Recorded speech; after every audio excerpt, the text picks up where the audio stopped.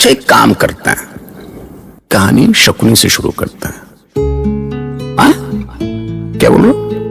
नहीं, काहे? नहीं, कहानी तो शकुनी से ही शुरू होगी। क्यों? क्या है कि हर महाभारत की नींव में एक शकुनी होता है, और वो शकुनी अपने हिसाब से एक दुर्योधन भी चुन लेता। अब भैया, आग को कोयला भी तो चाहिए ना, जो भड़क सके, उस आग को थाम सके। तो मैं उस आग यानी शकुनी के बचपन का साक्षी रहा हूं, जिसने अपने बाप और भाइयों को दर्द और भूख से मरते देखा। आज मैं उसी विद्रोही शकुनी की कहानी सुनाता हूं आपको, क्योंकि मैं वो आंख हूं जो सब कुछ देखती है। मैं आकाश हूं। दरअसल भीष्म को यह कभी मंजूर नहीं था कि जिस कुरुवंश को बचाने के लिए उन्होंने खुद को दांव पर लगा दिया, कोई उसके साथ छल करे। तो महाभारत की सीधी सी कहानी केवल इतनी है कि कुरुवंश को बचाने के लिए भीष्म जो कर सकते थे उन्होंने किया, और उसको बर्बाद करने के लिए शकुनी जो कर सकता था उसने भी किया। इतनी रात्रि को पीड़ा देने के लिए क्षमा करें महाराज। क्या सूचना लाए हो दूत? आपको मिली सूचनाएं सच है महाराज, पर क्या कहना चाहते हो? स्पष्ट करो। महाराज, गंधार राज आपके डर से पूरा सच नहीं बता सके। तो पूरा सच क्या है? महारानी गांधारी की कुंडली में मंगल दोष है महाराज। जन्म कुंडली देखकर उनके कुलगुरु ने बताया था कि इस मंगल के कारण विवाह के लगभग 3 महीने में उनके पति की मृत्यु हो जाएगी। क्या? पर ये किसने बताया तुम्हें? स्वयं गंधार राज के कुलगुरु ने महाराज। वो अभी जीवित है। फिर क्या हुआ? इस संकट को टालने के लिए कुलगुरु ने उन्हें एक उपाय सुझाया। उनके उपाय के अनुसार महारानी गांधारी का विवाह पहले एक बकरे से कराया गया और फिर उसकी बलि दे दी गई। तो इसे सुबल ने मुझसे क्यों छुपाया? शायद आपके डर से महाराज। तुम जाओ।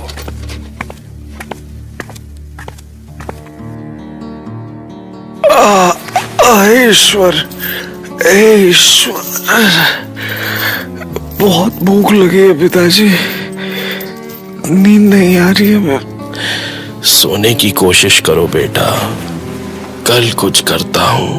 पिताजी, कहीं से भी भाइयों के लिए भोजन ले आइए पिताजी, वो भूख से कंगाल हो गए। हाँ बेटा, अभी सो जाओ। एक तो भीष्म ने गलतफहमी के चलते शकुनी, उसके भाइयों और पिता को कारागार में सड़ा दिया था, और ऊपर से उन्होंने शकुनी की बहन गांधारी को यह भी नहीं बताया था कि जिस धृतराष्ट्र से विवाह करने के लिए उसे वो उठा लाए हैं वो अंधा है। गलत बात थी ना? हाँ, हम सभी इस तरह की गलतियां करते रहते हैं। तो भाई, कुछ तो होना ही था, सो हो गया।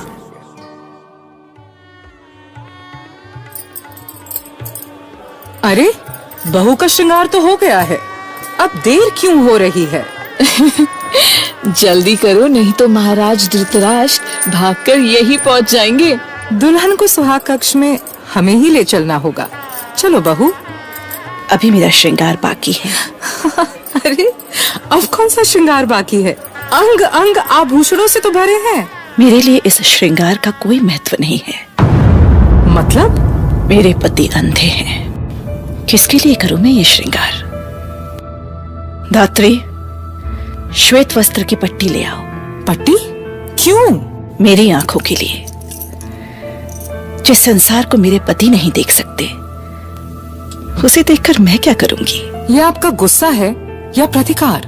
नहीं, ये मेरा प्रतिकार नहीं, स्वीकृति है। मेरे पति जो भी हैं, जैसे भी हैं, मैं अपनी आंखों पर पट्टे बांधकर उन्हें स्वीकार करती हूं। मैं गांधारी हस्तिनापुर के इस राजसी खेल को स्वीकार करती हूं।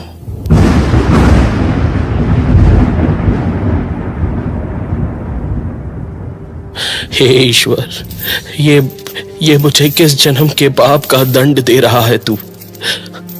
गांधार राज के सामने उसके बेटे दाने दाने के लिए तड़प रहे हैं। कितना बेबस और लाचार बना दिया है तूने। शक्ति और सत्ता का ये कौन सा क्रूर चेहरा है जो किसी के जीने का हक छीन कर आनंद मना रहा है? तू ये कैसे दिन दिखा रहा है परमेश्वर? इससे तो अच्छा होता कि महाबली भीष्म हमारी बलि ही ले लेता। एक बाप को अपनी आंखों के सामने अपने बच्चों को मरते हुए तो नहीं देखना पड़ता। पिताजी, देखिए पिताजी। क्या हुआ शकुनी? क्या हुआ पुत्र? चुप क्यों है पिताजी? हमारे भाई एक एक करके यातना और भूख से मर रहे हैं और आप चुप हैं।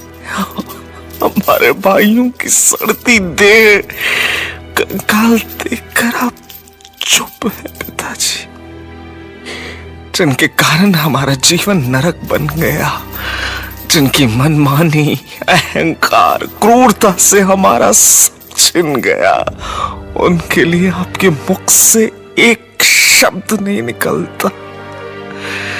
धिक्कार है आपको, धिक्कार है आपको पिताजी, धिक्कार है। जीवन पर मेरी पकड़ छूटती जा रही है पुत्र शकुनी। मैं जानता हूं कि मेरे बेटों की आत्मा मुझे कभी क्षमा नहीं करेगी, पर मैं क्या करूं? मैं लाचार हूं। महाबली भीष्म का बंदी होकर मैं क्षण क्षण मर रहा। मेरे एक एक बेटे की मौत मेरी मौत है पुत्र शकुनी। कितने क्रूर है ये भरतवंशी। भोजन के नाम पर पूरे दिन में केवल मुट्ठी भर अनाज देकर भूख को अपमानित किया है। इस निर्दयी भीष्म ने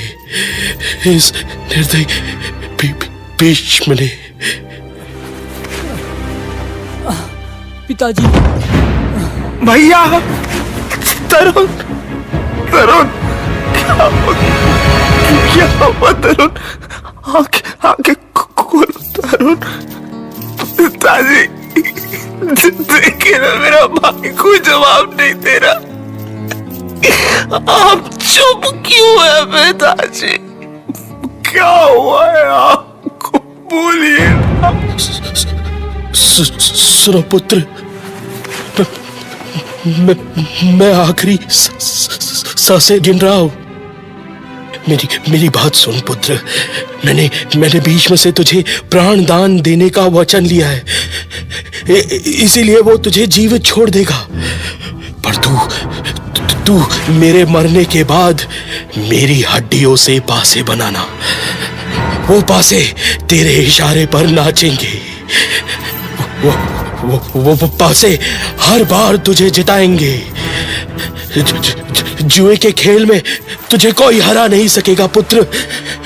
मेरी ये पूरी हड्डियां एक दिन बहुत काम आएंगी तेरे।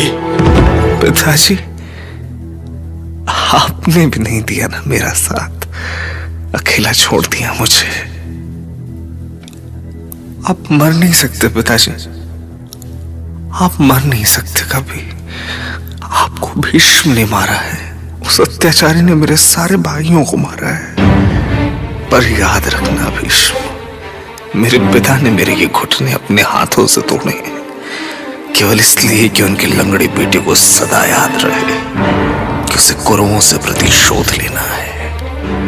आज मैं गंधार राज सुबल का बेटा अपने भाई, बंधुओं और पिता के शवों को साक्षी मानकर प्रण लेता हूं कि जैसे मैंने अपने परिजनों को मरते देखा है, वैसे ही तू अपने परिजनों को मरते देखेगा। जैसे तूने मेरे अपनों की बलि ली है, वैसे मैं तेरे परिजनों की बलि का साक्षी बनूंगा। सुन लो कुरुवंशियों, जब तक मेरा ये प्राण पूरा नहीं होता, तब तक मैं हस्तिनापुर नहीं छोड़ूंगा। जिस हस्तिनापुर पर इतना घमंड है ना विष्णु, उसे मैं मिट्टी में मिला दूंगा। हस्तिनापुर को मिट्टी में मिलाने का अपना प्रण मैं कभी नहीं भूल सकता भीष्म। पिता की अस्थियों से बने पासे जब तक मेरे पास हैं, तब तक प्रतिशोध की ये आग धधकती रहेगी और उस आग में जलेगा सारा कुरुवंश। उस आग में जलेगा तेरा अहंकार और तेरी शक्ति तिल तिल करके जलेगी, तिल तिल करके जलेगी पितामह भीष्म, तिल तिल करके जलेगी। मामा, हाँ? आप यहाँ अकेले क्या कर रहे हैं? अकेला? अरे क्या सोच रहे हैं आप? मैं कब से आपको ढूंढ रहा हूं। मैं अपने भांजे का भविष्य ढूंढ रहा हूं। कौन सा भविष्य मामा? कैसा भविष्य? अब बचा ही क्या है? और मुझे सबसे बड़ा दुख यह है कि आप भी पितामह के सामने कुछ नहीं बोले। हम सब कुछ जीत कर भी हार गए मामा, और आप चुपचाप खड़े देखते रहे, एक शब्द भी नहीं बोले। कितनी बड़ी बड़ी बातें की थी आपने, सब भूल गए आप। बस करो भांजे, बस करो। मैं सब कुछ भूल सकता हूं, पर तुम्हारे माथे पर उभरी चिंता की लकीरों को कभी नहीं भूल सकता। तुम्हारे सपनों के इंद्रप्रस्थ को कभी नहीं भूल सकता भांजे। अब कौन सा इंद्रप्रस्थ, कौन सा सपना मामा? सब कुछ मिट्टी में मिल गया। आप क्या समझते हैं कि केवल पासों से सत्ता का खेल खेला जाता है मामा? खेल तो पासों का ही होगा भांजे। अभी बहुत दम है इन पासों में। ये पासे अभी भी वही करते हैं जो मैं चाहता हूं। यही पासे तुम्हारा भविष्य लिखेंगे भांजे। यही सजाएंगे तुम्हारे सपनों का संसार। यही पासे इंद्रप्रस्थ का स्वर्ण सिंहासन तुम्हारे कदमों में ला गिराएंगे भांजे। तो उस समय आपके पासे चुप क्यों बैठ गए थे मामा? पितामह को क्यों नहीं रोक लिया आपके इन पासों ने? मिट्टी डालो भांजे, लोमड़ी सा सोचो, बाघ सा नोचो। अभी तो इन पासों का खेल शुरू हुआ है, और पितामह सिर्फ रुकेंगे ही नहीं, टूटेंगे भी। पांडव हाथ से गए हैं, जात से नहीं। एक बार फिर बुलाओगे तो वो फिर आएंगे। क्यों बहला रहे हो? मैं इतना भी भोला नहीं हूं कि आपके बुलावे में आ जाऊं। ये बुलावा नहीं, सच है भांजे। तुम एक बार फिर से अपने पिता के पैर पकड़ो, गिड़गिड़ाओ। कौन से कि वो एक बार, बस एक बार फिर पांडवों को हस्तिनापुर बुलाएं। एक बार उन्हें वापस हस्तिनापुर बुलाएं। पिताश्री उन्हें फिर से क्यों बुलाएंगे? और बुला भी लें तो वो भला क्यों आएंगे? वो क्या करेंगे यहां आकर? एक बार फिर जुआ खेलेंगे। जुए का मोह एक बार मुंह लग जाए तो शमशान घाट तक पीछा नहीं छोड़ता। बस एक बार यहां बुला ले, फिर देखना। धतूरा तो खा के नहीं आए ना मामा? बस करो मामा, मेरा मन मुझे धिक्कार रहा है। मैं हारा हुआ खिलाड़ी बनकर रह गया हूं। अरे खिलाड़ी कभी नहीं हारता भांजे, हारते तो अनाड़ी हैं। और फिर जिसका मामा शुकनी हो वो कभी अनाड़ी हो ही नहीं सकता। तुम एक बार फिर अपने पिताजी के पास जाओ, उनसे कहो कि तुम बिगड़े खेल को बनाना चाहते हो, भाई भाई के संबंध में मिठास घोलकर भविष्य का युद्ध टालना चाहते हो। संबंधों में मिठास, भाई भाई, ये सब क्या कह रहे हो मामा? आपकी मति तो नहीं मारी गई है? मुझे लगता है आप सचमुच में धतूरा खा गया है। ईश्वर के लिए तुम सोचना बंद कर दो। सोचने का काम केवल मेरा है। तुम अपने पिता के सामने गिड़गिड़ाओ, सर पटको उनके सामने। उनसे कहो कि बस पांडवों को एक बार फिर द्यूत क्रीड़ा के लिए बुला लें। कहो उनसे कि तुम केवल एक दाव का खेल खेलना चाहते हो, बस एक दाव भांजे, एक दाव। बस एक दांव, पर आप उस एक दांव में सोचो मत भांजे, सोचो मत। मेरा एक दाव भाग्य पलट सकता है, तुम्हारा भी और उन पांडवों का भी। मेरा एक दाव राजा से रंक बना सकता है, तुम्हें भी और उन पांडवों को भी। काल बनकर आ सकता है मेरा एक दाव, तुम्हारे लिए भी और उन पांडवों के लिए भी। ये शकुनी का दाव घाव नहीं करता भांजे, सीधे यमलोक पहुंचा देता है।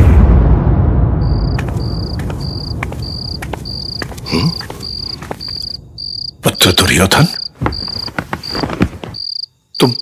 तुम इतनी रात में? क्या हुआ पुत्र? सब ठीक तो है? कुछ भी ठीक नहीं है पिताश्री।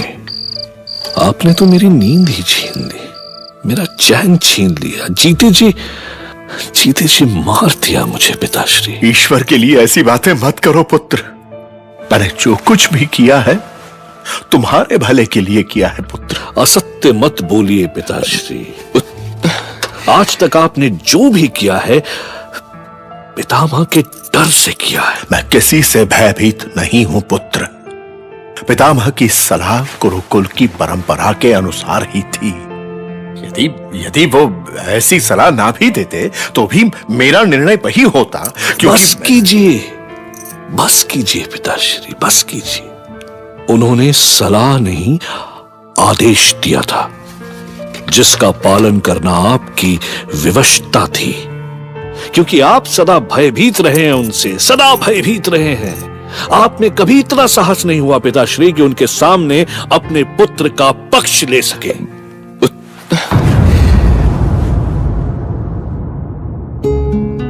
क्या है कि दुर्योधन तो शकुनी का बस एक मोहरा था। जिंदगी में कई दौर आते हैं जब मोहरा बन जाना हमारी मजबूरी हो जाती है और हम सिर्फ किसी और के इशारों पर चलते हैं। पर उससे भी ज्यादा भयानक है धृतराष्ट्र बन के बार बार गलतियों को दोहराते जाना। महाभारत